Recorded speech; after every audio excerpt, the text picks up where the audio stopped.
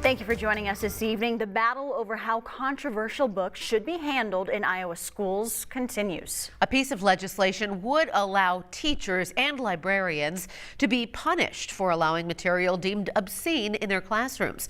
Local 5's Mary Sugden breaks down the heated debate that lasted for more than an hour.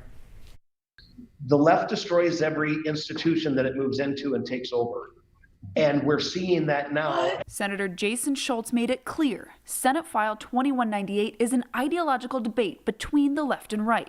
Senate President Jake Chapman authored this legislation, which would not only ban materials deemed obscene from schools, but threaten jail time and fines for educators who allow it.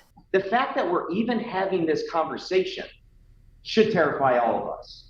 That we're literally talking about pornography in schools. But educational organizations are fighting back, saying the presumption educators are deliberately harming children is offensive, and add this timing couldn't be worse. In the context of a severe worker shortage, in the context of two of the most challenging years our public education system has seen in my lifetime, we seem to be going out of our way to threaten education professionals. In fact, this bill threatens them with jail. Others pointing to literature selection and reconsideration policies already in place, which they believe give families power to challenge material they find inappropriate. I believe this bill is a step towards censorship in our state, and I believe it's unconstitutional and violates intellectual freedom. But parents in favor of the legislation say those processes are just not enough.